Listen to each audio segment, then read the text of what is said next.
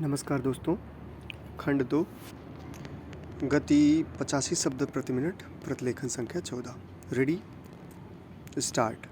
महोदय, हमारे देश में राजनैतिक विचारों में जितनी भिन्नता है उसके मद्देनज़र यह एक असाधारण बात है, जबकि इनमें से ज़्यादातर लोग यही ठाने रहते हैं कि चाहे जो हो और जो भी मुद्दा हो उन्हें विरोध करना है।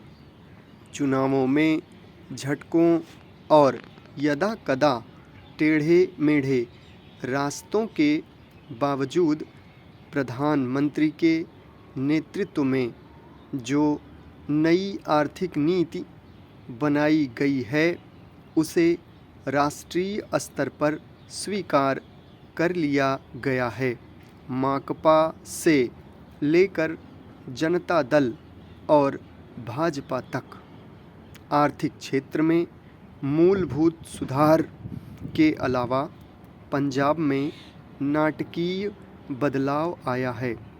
बंदूक की लड़ाई की जगह अब पूरी तरह बैलट की लड़ाई ने ले ली है। उस प्रदेश की जनता के लिए यह दूसरी आज़ादी से कुछ कम नहीं है।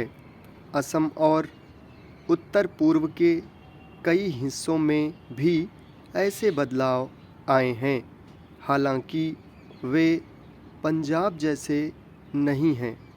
ऐसा समझना कि आतंकवाद का खतरा टल गया है बेशक गलत होगा, पर जो सफलताएं हमने पाई हैं उन्हें स्वीकार न करना कम गलत नहीं होगा।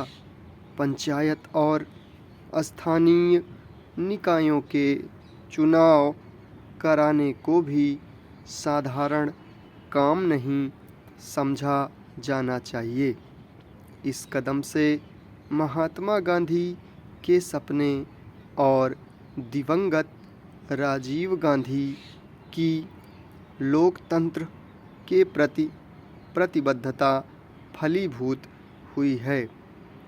यह संविधान की अपेक्षाओं के अनुरूप लोकतांत्रिक क्रांति को आगे बढ़ाने का प्रतीक है।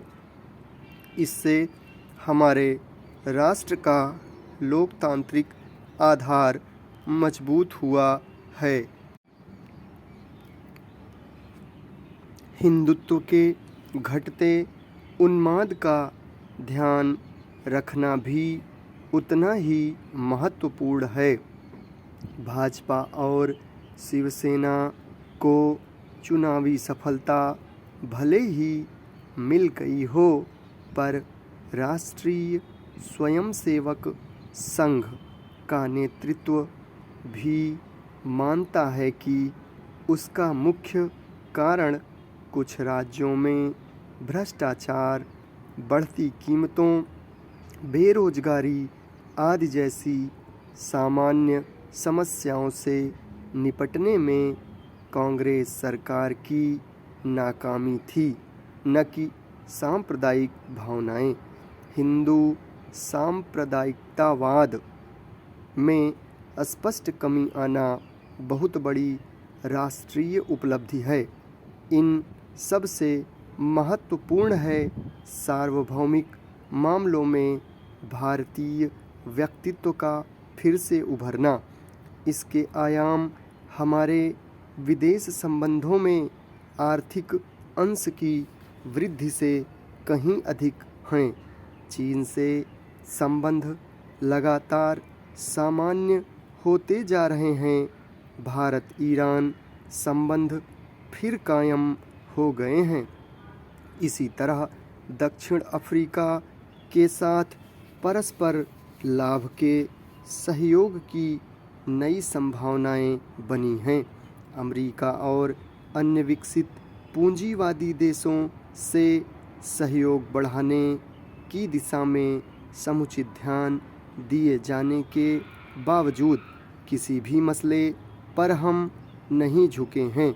समर्पण की बात तो दूर है, इसमें आर्थिक संबंधों के महत्वपूर्ण स्वरूपों के अलावा रक्षा का क्षेत्र भी शामिल है। इसका सबसे ताज़ा उदाहरण है परमाणु अप्रसार संधि के मामले में हमारा अपनी नीति पर कायम रहना, जबकि इसके लिए हम कई दिशाओं से भारी प्रभाव डाला गया गुटनिरपेक्ष आंदोलन को नई नीति देने के प्रयास भी चल रहे हैं।